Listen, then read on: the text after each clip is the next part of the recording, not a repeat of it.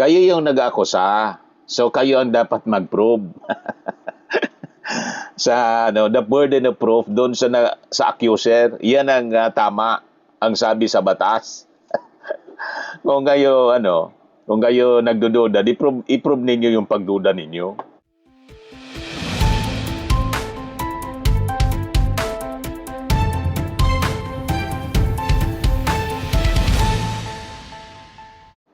Hello po mga kababayan, si Dante Maravilla. So ito si Toby Chanco. Sa report ng Philippine Star, sabi niya, Toby dears President Marcos, prove innocence in flood control scam. Di ba? Talagang lumabas na yung totoong kulay. Talagang Trojan horse. DDS talaga itong si Toby Chanco, mga kababayan. Inaamon yung ating Pangulo na i-prove yung innocence. Kayo yung nag-akusa. So kayo ang dapat mag-prove. Sa the burden of proof doon sa accuser. Yan ang tama ang sabi sa batas. Kung kayo nagdududa, i-prove ninyo yung pagduda ninyo. Di ba? Kasi yung ating Pangulong Bongbong, walang duda sa kanyang sarili.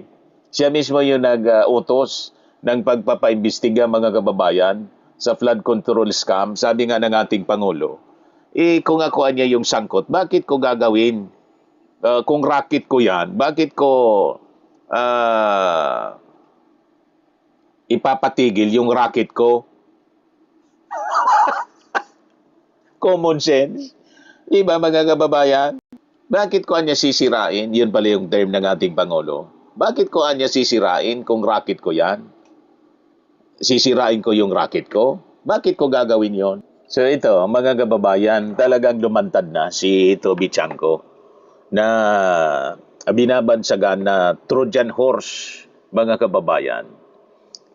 Tayo, matagal na nating alam. Di ba? Lagi nating nadidiscuss dito sa mga past presentation natin, mga kababayan. So ang agresibong paghamon ni Congressman Toby Chanco sa ating Pangulong Bongbong Marcos na patunayan ang kanyang kawalang sala daw, mga kababayan. Sa flood control scam ay ang pinal na paglabas ng kanyang tunay na kulay, mga kababayan, bilang isang Trojan horse. Di ba? So ginagamit niya ang naratibo at script ng DDS para maghasik ng destabilization laban, mga kababayan, sa administrasyon upang ilihis ang atensyon ng taong bayan sa sarili niyang bilyong-bilyong questionable insertions sa nabutas, mga kababayan. Yung palpak na operasyon ng mga floodgate at ang pagkupo ng mga kontratistang gaya ng St. Timothy Construction Corporation at Sims Construction Trading sa mga pundo ng nabutas. Yung St. Timothy po, construction, pag-ari ito ng mga Diskaya. So, lumabas na, mga kababayan, sa closet ang DDS operative.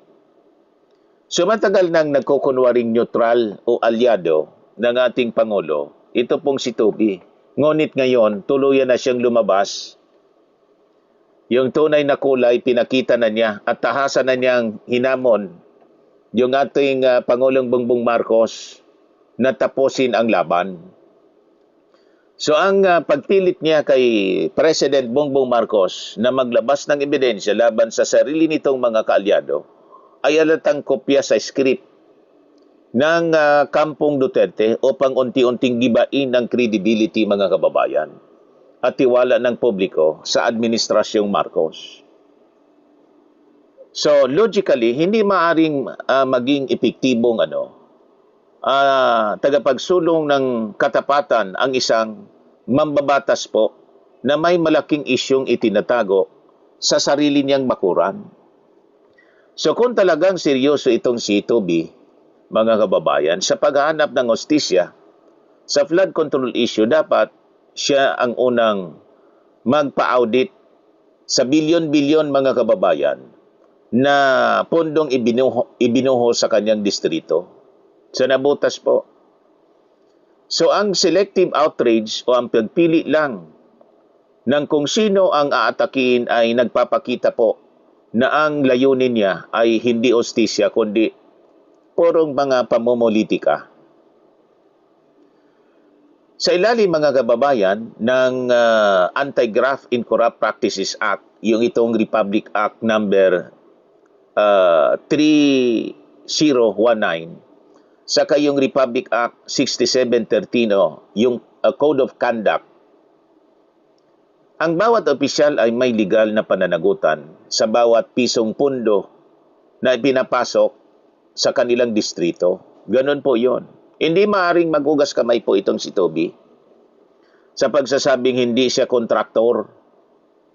Ayon po sa batas, kapag ang pundo ay pumasok sa kanyang teritoryo at napunta sa mga questionabling kumpanya tulad po ng St. Timothy construction na pag-ari ng mga diskaya, nang walang malinaw na resulta, may pananagutan siyang sagutin ito sa ombudsman.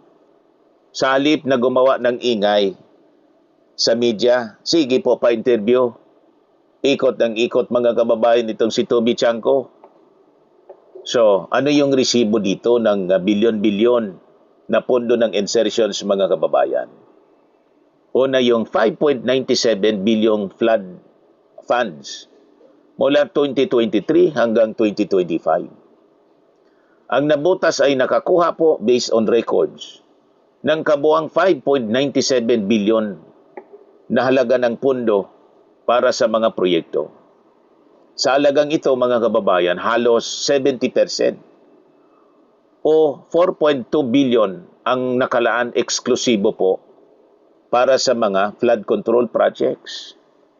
Then, may 529 million lihim na insertions na nadiskubre mga kababayan. Nabunyag ito sa Kongreso sa pamamagitan ni ako Bicol Representative Alfredo Garbin.